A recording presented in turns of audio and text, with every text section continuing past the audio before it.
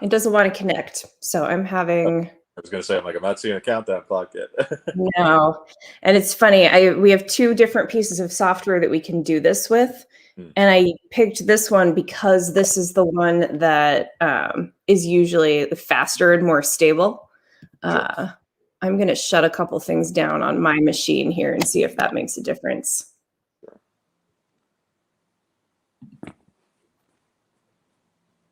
All right, let me give this one more try. Sure.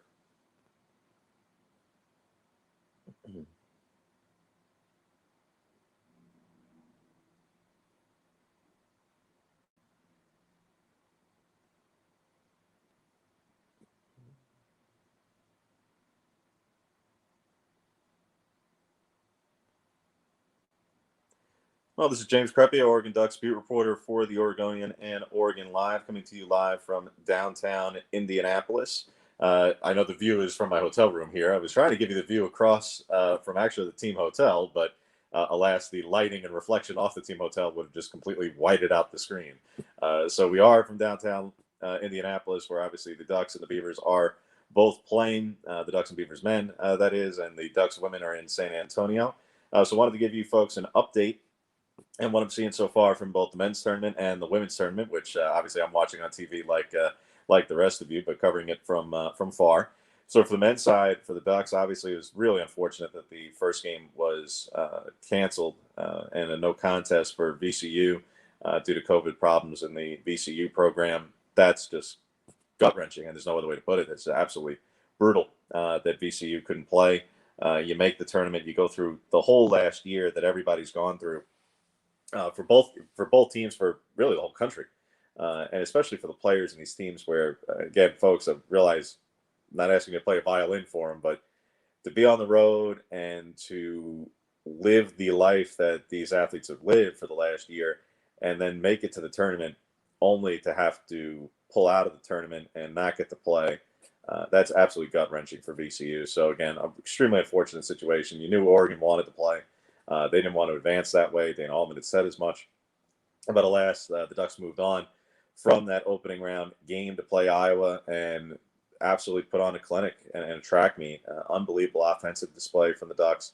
3-point shooting across the board, but especially from Will Richardson, Chris Duarte, LJ Figueroa, and they all shot the three unbelievably well.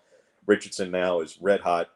He has competed at such a high level in the entire month of March, but especially the other night against Iowa. And now, like I say, for a 6-game stretch now in the month of March, he's shooting over 61% from three. And those are just mind-blowing numbers. Those are unbelievable percentages. So with him coming back from the thumb surgery, Oregon changed the way they were playing a bit with him running the point. First 9 games in February, he didn't quite have the handle down. The assist turnover ratio was still not there. The scoring still wasn't there. He wasn't getting to the hoop as much, including against USC. Against USC and the loss at the Galen Center, when Oregon got down bunches early and Taj Edey shot really well for the Trojans, Richardson didn't even attempt a three, let alone make a three. He didn't even attempt a three. And it was one of his few games where he scored in single figures. Didn't, like I said, just wasn't there as an offensive player in those games. Continued a little bit in the Bay Area, but he did more offensively, just didn't necessarily have the scoring yet. Like I say, the month changed to March, and what Will Richardson has done for Oregon, not only the other night against Iowa, but even before that, really has been remarkable. That final week of the regular season where Oregon won the regular season Pac-12 title, he was tremendous, and now it has certainly carried over into postseason play, where he has been the number one difference compared to, look, Duarte was consistent most all the year. Omarui was consistent most all the year. But what Will Richardson has done these last 6 games has really taken not only his game to another level, it has taken the entire team's game to another level. It further spreads out the floor. It creates another major scoring threat. And it certainly improves the distribution in a big, big way. So, again, Richardson has been a huge factor. Duarte played terrific. Omarui played terrific. Figueroa coming in late in the end of the first half against Iowa was spectacular. When Dana Altman turned to the starters after Luka Garza got the third 3-point play, with about 4:28, 4:26 to go in the first half, and he turned to the three, to all the starters, but the three who had foul trouble. When he put them in, and that's quite the gamble to put them in that spot with they're all sitting on 2 fouls. Nobody commits the third foul. Figueroa comes in, as we've seen so many times now, when he comes in off the bench after taking a rest. Obviously, it's a starter in the first place, but comes off the bench and with a fire and fury and tenacity that is really becoming a bit of a hallmark of his game when he re-enters the game, comes in and delivers on the offensive end, comes in and grabs rebounds or gets a block on the or steal on the defensive end, and it fuels his game. It fuels the whole team. And the way that he played at the end of that first half shifted the entire game against Iowa. So the question, of course, going forward is, what does this all mean, and how does it carry over, if at all, to the matchup with USC? Well, like I mentioned, Richardson was not nearly as effective in that game against SC. Really was a shell of what he is now compared, at the time, and has really taken his game to a different level. And we spoke with Andy Enfield and Evan Mobley from USC just in the last half hour or so. And as Enfield pointed out, yeah, well, Richardson may not have taken the three, and he may not have been a huge contributor that night, but you know who else wasn't? Isaiah Mobley didn't even play for USC in that game. And that's just patent. I mean, that's just true. I mean, so USC won the game and had a commanding performance in that game, mainly because Taj Edey just could not miss 3-pointers. But Isaiah Mobley didn't even play in the game. Now, Evan Mobley played well. Wasn't one of his more dominating performances, but they didn't need him to. They shot so well that night at the Galen Center. That is to say, Oregon had a hard time from the word go. I mean, they came out and got down a bunch. USC started off with, it was either 15 or 18-0 run to start the game. And at that point, when you get down by that much, I mean, you're just trying to dig yourself out of a monumental hole. Oregon couldn't totally dig themselves out. Got close, got to within 7. Chandler Lawson had the 3 from the corner. If it falls, it's a 4-point game with right around 90 seconds or so, 2 minutes, 90 seconds, somewhere in that ballpark left. Maybe things get a little bit more competitive, but it goes from 7, could have gotten down to 4, to back to 10, and then from there it was over. So again, different teams compared to a month ago, both by the way that Oregon's playing, and again, even by the way that USC is playing. Again, Isaiah Mobley didn't play that night, and you can't expect Taj Edey to shoot the way that he did at the Galen Center. So certainly quite a different matchup for Sunday. It is a Pac-12 rematch, so somebody from the Pac-12 is making it to the Elite Eight from these two teams alone, and we'll see what happens with Oregon State and UCLA as well. To the women's side and the surge that they are experiencing in San Antonio, a terrific performance the last 2 games. South Dakota, it was expected to be a bit more competitive than it was. Obviously, Oregon had a decided size advantage. They took advantage of it in a big way, and credit to them, and also put a level of pressure to South Dakota that South Dakota had absolutely zero answer whatsoever for. They had no ability to handle Oregon's, not only their length, I mean, you can't teach size, that's there, but they had no ability to handle the pressure. And that was from just, again, a totally objective view here. That was kind of a thing disappointing to watch in the game, was that Oregon just flat out just mystified South Dakota. I mean, for South Dakota to miss 25 shots to end the first half, much as Oregon's defense deserves a bunch of credit, sooner or later, if you can't make a shot, it really doesn't matter what the other team's doing. You're going to lose. I mean, they just played terribly in the first half in particular, got down bunches, again, scored 9 points in the first half, fewest points ever by an Oregon opponent in a half, ever. Not just in a tournament, ever. I mean, these are things that, like I say, it doesn't really matter who you are. If you miss 25 straight shots and shoot under 10% from the field, you're going home a loser. And South Dakota clearly did. Against Georgia, certainly a more competitive game. Georgia was also undersized, so Oregon got a favorable draw from that standpoint. However, Georgia was still a really good team. They did not play stylistically entirely the way that they had played for most of the season. Yes, they forced 18 turnovers from Oregon. That was kind of the only thing that really carried over, quite honestly. Beyond that, and Jenna Spady making the contributions that she did, not much from how Georgia played really held true to how they played most of the season. They were more of a higher pressure defense, and at times they had it. At times they really sat back. And I think that was a really bad strategic decision by Georgia against Oregon, because if they were going to beat Oregon, they were going to have to try and not just outscore them in general, they were going to have to try and increase the scoring. They really played to Oregon's hands to play a game in the 50s. That was the thing that was surprising to me in the game. It wasn't so much that Oregon won necessarily. I thought it would be a toss-up kind of game that would be very competitive, and it was.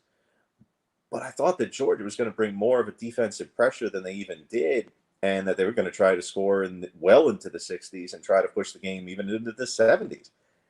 And they just didn't. And again, and they didn't shoot worth a lick from three. I think there was 1 for 13 or worse potentially. But I'm trying to remember the exact line, but it was terrible. It was a really, really bad percentage. Again, if you don't make threes and you have no answer for the size that the Oregon women have from Sedona Prince and Yara Sabli, turned into a long night. And obviously, those two against Stady really is what set the entire fourth quarter. Prince taking over early, Stady getting her 10 at a tie game. Sabli scores 6 straight. And again, Georgia didn't have a response. So the Oregon women move on to the Sweet 16 and have totally shifted the narrative and view of the season in what was a challenging season, a difficult season, at times downright not fun season for the team, just because of COVID pauses and the losses and repeated losses. Yes, the good opponents, but they didn't have anything to hang their hat on. They never had an offensive identity. They just didn't have the chemistry, and they didn't have it this season. And it was the question all year of, will they get it together? Will they?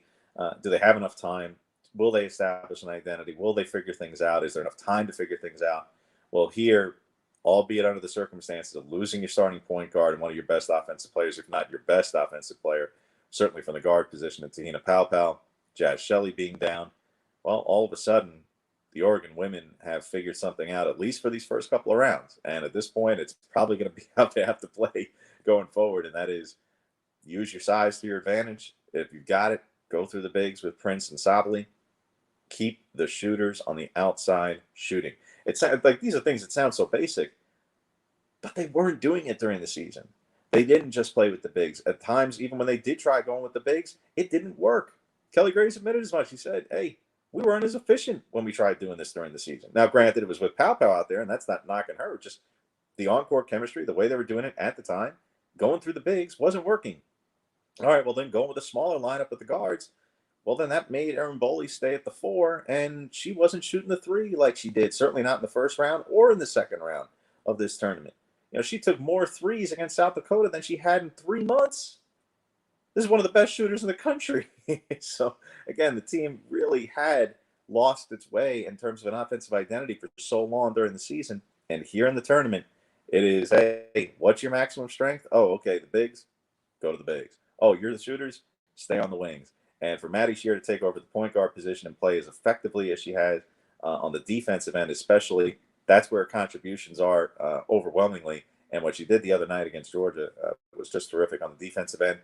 She is going to have to take it to an even higher level for Oregon to be successful against Louisville and All-American Dana Evans, who is one of the best players remaining in the tournament, maybe the best true point guard, certainly senior point guard remaining in the tournament. Now, she's only 5'6", but she is a terrific player, prolific from 3, but does most of her scoring from 2, can get to the hoop. Again, terrific point guard, senior All-American, 2-time ACC Player of the Year. So Oregon is got a very, very big challenge against Louisville going forward. However, while Louisville is a 2 seed and has an All-American point guard, they foul like crazy. They will turn the ball over, though not at a ridiculous rate, but they foul like crazy to play aggressive defense. They are undersized. So Oregon, once again, will have a size advantage on the inside. They will shoot better from 3 than any of Louisville's opponents. And Louisville still doesn't have a great quality win to its credit. It just doesn't have a awful loss. It has 2 losses to NC State, who's one of the top teams in the country, and it has a loss to Florida State, which is really mind-boggling. But that's the only 3 losses it has. And of course, Oregon fans should know about Florida State because they just watched them play Oregon State and get run out of the gym by the Beavers the other night. That's why I say that one was kind of a head scratcher for Louisville, because you go, Florida State just wasn't very good this year. So for each of the 2 teams, the men continuing to play at a really high level. Really figured out this chemistry thing over the last 5-6 games to win the regular season and make it to this point. And now make it back to the Sweet 16, fourth straight tournament, fourth tournament in the Sweet 16 for them in the last 4 or 5 years.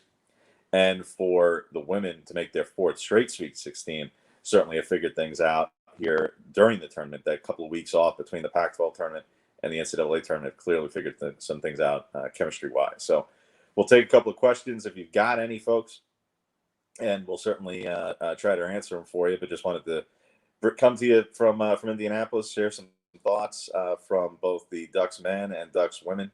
But if you've got anything on either of those teams or otherwise in the Pac-12, even the Beavers men for that matter, and continuing their terrific run that they've been on, really have changed the way that they've played as well.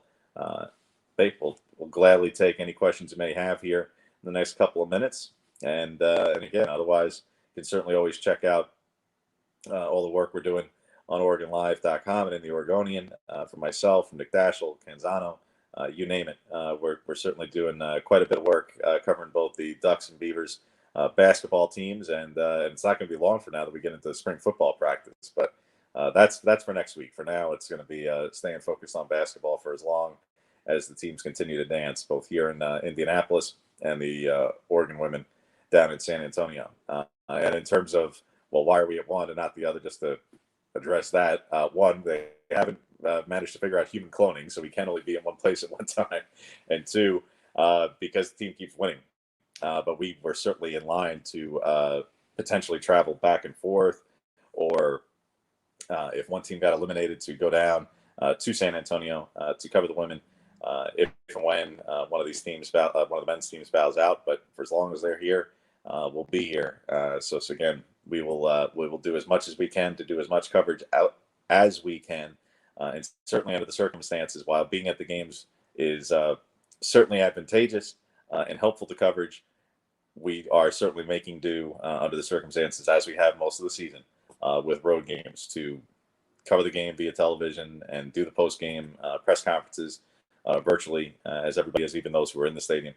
So to try and do that as much as possible. But yes, clearly being at the game certainly adds a element to the reporting that is rather important, I will say. And being there the other night for the Iowa game the other day was very important, quite honestly, to get a feel for things inside the building and to how momentum was building with a crowd in attendance such as it was. Not an enormous crowd, but the crowd that was certainly a very, very, very heavy Iowa crowd. Will be interesting to see for the Oregon game on Sunday night for the men what the crowd actually is, because how well will fans travel for not just Oregon, for SC? It's an all Pac-12 matchup. How well will West Coast fans travel for that game? It's a long trip from the West Coast to Indiana. I understand. And look, hey, if you're not up for traveling right now, I don't knock you. But for those who are, I could be wrong, but I'm not sure there's necessarily a huge alumni base for either USC or Oregon in the great state and the Hoosier state of Indiana necessarily. So people are going to have to be traveling in from one direction or another if they're going to be at the game. I'm curious to see what that looks like. But if you're one of them, hey, let us know. By all means, would love to hear about your travel exploits and getting out here potentially for the Sweet 16 as a Ducks fan or Beavers fan or whatnot. Well, actually, during the Beavers game, while Nick Dash will be out there obviously covering the game, and I believe Canzano as well, I'm going to be trying to mill about here in Indianapolis and find Ducks and Beavers fans who are watching the game at a couple of establishments that you might imagine will be showing it outside the stadium. So I'll do what I can there. But if you've got any questions, last call to get them in. And otherwise, again, we'll certainly try and bring you another update here from Indy, maybe before we leave, or certainly sometime as a season recap of sorts, whenever that may be. But if you don't have anything, folks, we'll call it a day. And again, we'll bring you another update from Indianapolis or elsewhere, or when we get back to Oregon for that matter, once things are wrapped up. So appreciate it. And again, check out all our coverage, myself for the Ducks, Nick Dashel for the Beavers, and John Canzano on OregonLive.com. Thanks again.